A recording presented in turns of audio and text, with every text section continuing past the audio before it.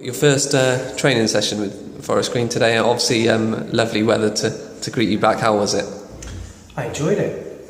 Just wish I could have joined in. It was great. It's usually roasting hot. It was nice to, nice and cool, and I think the players enjoyed it. Yeah, obviously I think you've brought the players back earlier this year than they came back last year. Why was that? The season starts earlier this year, Okay. so it's you want to try to keep it around 5 or 6 weeks, which we've done, and we think we've got enough time to get the boys ready for the start of the season. Yeah, obviously 6.5 weeks on from that Wembley defeat. Is that still fresh in the players' mind? Is it best to try and get back early and forget about it quickly? Do you feel? I think so. I think it's gone now. Obviously, you remember it.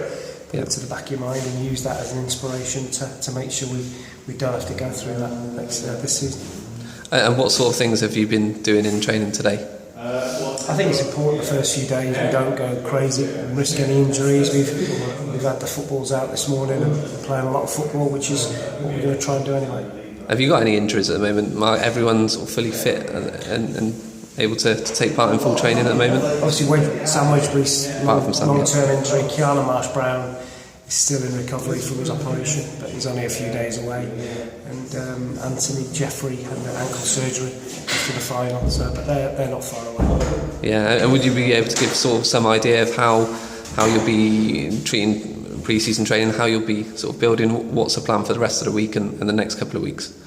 One group is fitness testing tomorrow at Gloucester Uni. One group will train, and then Friday they'll spin round, and the other group will go testing, and the other group will train, and then probably start in earnest on Monday, and then obviously we have a game next week. And what are you looking for from the players at this stage?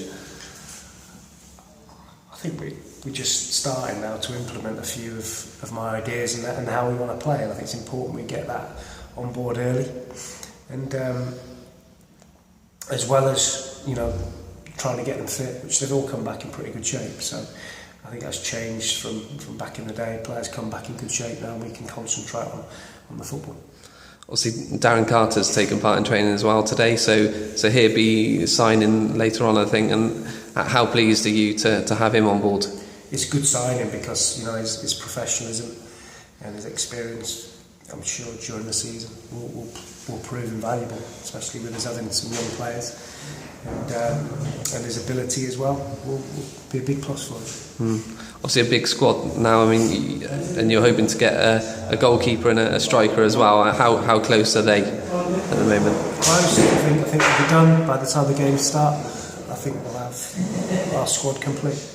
Right, okay, and in terms of the numbers, have you got any plans to sort of trim it at all before the season? I think one or two by circumstance will leave. You've got to remember that we've recruited a small group of young professionals that we're going to use as development and dip in and out of the team instead of using lots and lots of loans. So there's 4 or 5 of them, so that sort of masks the squad size, and maybe some of them will go out and loan themselves. But I envisage by the start of the season probably working with 22 players. Okay, so I think you're getting sort of close to 30 now then, so quite a few could go sort of out on loan at the start of the season. Yeah, there'll be 1 or 2 that'll make way, and obviously so the young players probably not quite ready, some of them yet to feature in the first team. Yeah, is that going to be the part of the challenge in a way, is to keep everyone happy? No, because I think it's, if you've got a good squad of players like that and you can freshen things up, if we're playing on a Saturday and a Tuesday, we may have an advantage over some teams. At least they'll be part-time, and we can freshen our team up on a Tuesday night and really maximise the depth of our squad.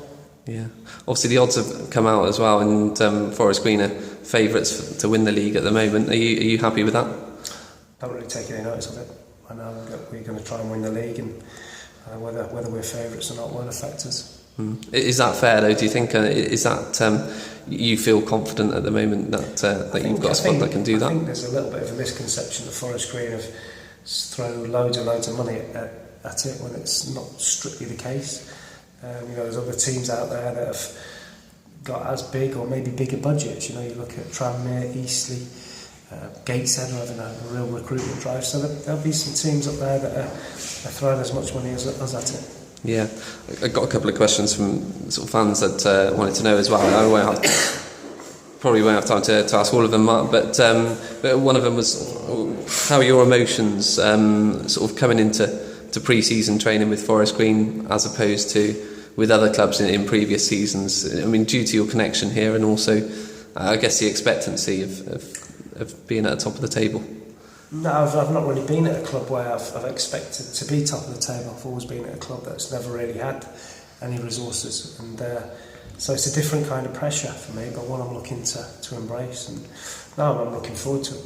Yeah, and obviously a lot of people have got different opinions on England at the moment, and one of the questions actually is sort of, as a manager watching that kind of game, do you learn anything from that yourself? I don't watch it.